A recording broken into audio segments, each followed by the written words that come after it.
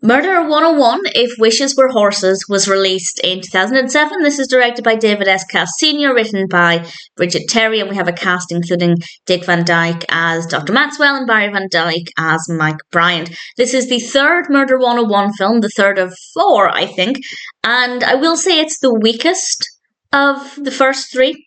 That's not to say I didn't like it. It was a pleasant enough experience, but it definitely wasn't as gripping. There's nothing wrong with the narrative. It flows well. The pacing's fine. It's just, well, it's not as dark.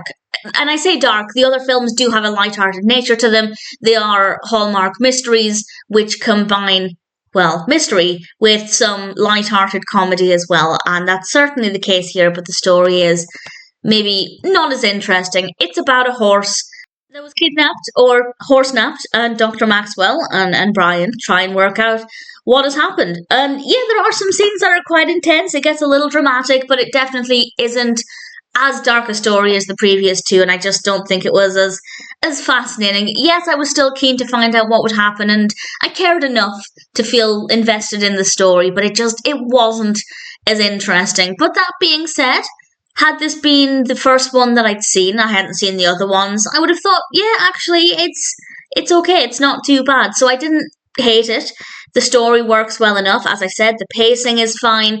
The characters are interesting. I still think Maxwell is absolutely fantastic as a character. Dick Van Dyke is just brilliant. And we have a nice variety of locations. Camera work's good. Lighting's good. Absolutely no problems with it.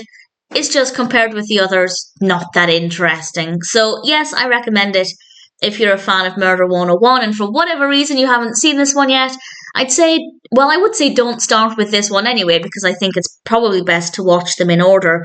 But if you were maybe just aware of this film and you didn't know it was part of a series, I'd say definitely watch them in order. But I guess you don't have to. You absolutely could watch this story on its own if you wanted to. So it's okay. I didn't love it, but there's nothing really wrong with it. Compared with the others, it's not as good, but ultimately, Murder 101, If Wishes Were Horses, is a good enough story with some really good characters, solid performances, and at the end of the day, I can't really fault it.